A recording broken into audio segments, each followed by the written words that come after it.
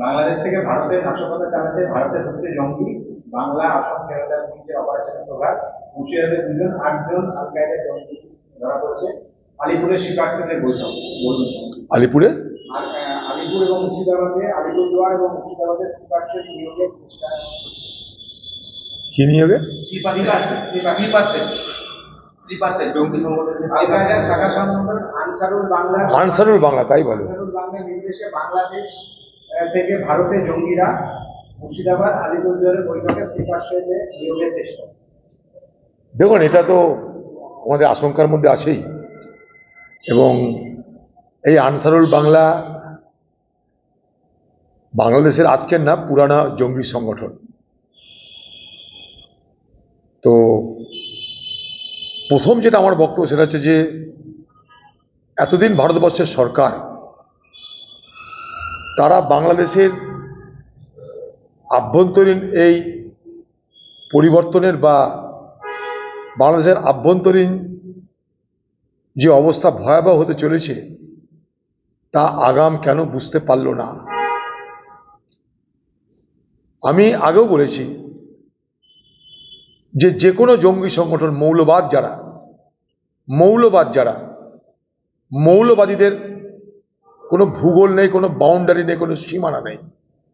মৌলবাদ পৃথিবী বিস্তৃত। আপনি মৌলবাদ আফগানিস্তানে আছে, সোমালিয়ায় আছে, ইউরোপে আছে, এশিয়ায় আছে। তারা কোনো বাউন্ডারি মানে না, অর্থাৎ তাদের কোনো ভূগোল নাই। তারা কি চাই? তাদের এলাকার বৃদ্ধি চাই, তাদের প্রভাব প্রতিপত্তি বাড়াতে চাই।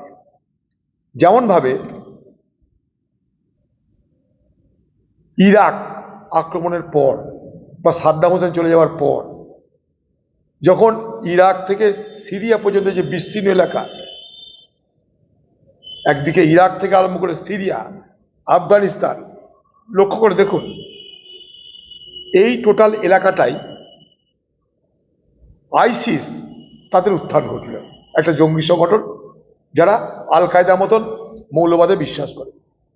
যখনই আল কায়দাকে, বিন লাদেনকে ধ্বংস করে মেরে দেওয়া হলো, তারপরে এই শক্তির উত্থান ঘটল কোথায়? আফগানিস্তানে নয়, সিরিয়া, ইরাক, এই লেভ্যান্ট অঞ্চলে। তারা নিজেকে কি বলল? যে আমাদের আলাদা আরেকটা খালিফ হবে। ইসলামে কিন্তু খালিফ আর হয় না, কুরআনে বলে দেওয়া আছে শেষ খালিফ, আর খালিফ হয় না। কিন্তু এরা নিজেদেরকে নতুন খালিফ বলে পরিচয় দিয়ে খিলাফতি শাসন কায়েম করার চেষ্টা করল। কারণ তারা কোনো সীমানা মানে না। সিরিয়ার একটা বিস্তীর্ণ এলাকা নিয়ে তারা তাদের সাম্রাজ্যের কথা ঘোষণা করল। তাদের হত্যাকাণ্ড, তাদের হিংসা, তাদের বর্বরতা দেখে পৃথিবী স্তম্ভিত। নারীদেরকে লুট করে নিয়েছে যারা, ভাগ করিত নিজেদের মধ্যে, লুটের মাল দারিয়ামে ডাল। এই যাদের মৌলবাদের চরম বিকৃতি আমরা দেখেছি। তো আজকে বাংলাদেশে এই মৌলবাদের যে রমরমা চলছে, এটাকে যদি বাড়তে দেওয়া হয়, এটা যদি বেড়েই চলে, এটাকে যদি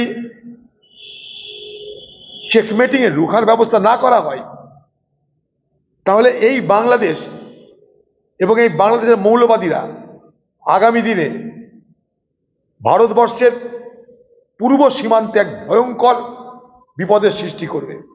কারণটা কি? একদিকে বাংলাদেশ, একদিকে মায়ানমার, আরেকদিকে উত্তর পূর্ব ভারত, সব মিলিয়ে কিন্তু পরিস্থিতি অত্যন্ত ভালনারেবল, অত্যন্ত কিন্তু মানে সেন্সিটিভ হয়ে আছে, অত্যন্ত বিপজ্জনক হয়ে আছে। আর এই মৌলবাদ প্রচার প্রসার করতে গেলে প্রথম যা দরকার তা হলো সরকারি যারা ক্ষমতা আছে তাদের প্রচ্ছন্ন মদত, পরোক্ষ প্রত্যক্ষ। বাংলাদেশে তারা যে মদত পাচ্ছে, পশ্চিমবঙ্গে এসেও তাদের কোনো অসুবিধা হচ্ছে না। কারণ এখানে তৃণমূল করলে, তৃণমূলের সঙ্গে থাকলে সব কিছু সুবিধা পাওয়া যায়। শেল্টার পাওয়া যায়, কার্ড পাওয়া যায়, রেশন কার্ড পাওয়া যায়, আধার কার্ড পাওয়া যায়, দেখতে পাচ্ছেন এখানে পাসপোর্ট পাওয়া যায়। আমি বলছিলাম যে পাসপোর্ট আগে জাল হয়নি, হয়েছে, কিন্তু এই রকম ভাবে সন্ত্রাসবাদীদের এই মদত করার জন্য পশ্চিমবঙ্গকে তারা তাদের উপযুক্ত জায়গা মনে করেছে। কারণ এখানে তো কোনো বাধা নাই কিছু করতে, এখানে ভোটে নিয়ে দরকার, এখানে অন্য কিছু আইন শৃঙ্খলা বলে কিছু নেই। আমি জানি না আসাম কি করে খবর পেল, কারণ আসামের পুলিশ হঠাৎ এত যোগ্য তৎপর পুলিশ হয়ে গেল কি করে আমার জানা নাই। আসাম পশ্চিমবঙ্গ সরকার মিলিয়ে তারা ধরছে জঙ্গি। আমাদের দেখতে হবে সেই জঙ্গি কত বড় জঙ্গি, প্রকৃততে তাদের পরিচয় কি আমরা কেউ জানি না।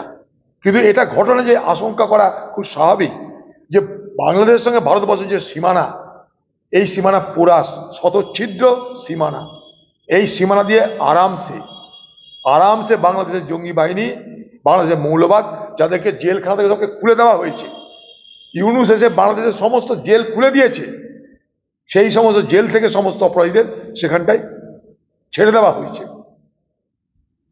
ফলে তারা তাদের এলাকা বিস্তারের জন্য ভারতবর্ষকে তো টার্গেট করবেই। ভারতবর্ষের মধ্যে তারা টার্গেট করবে পশ্চিমবঙ্গের, কারণ সেখানে ভাষার মিল, চেহারার মিল, পোশাকের মিল, খাদ্যের মিল, কেউ কাউকে ধরতে পারবে না। তাই এই পশ্চিমবঙ্গের ডেরা বেঁধে এখান থেকে ভারতবর্ষের বিভিন্ন স্থানে হামলা করার, জঙ্গি কোনো হানার পরিকল্পনা করবার উৎকৃষ্ট জায়গার নাম কিন্তু পশ্চিমবঙ্গ। কেন?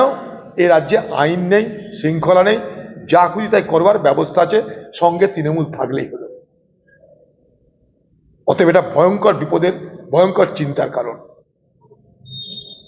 কলকাতায়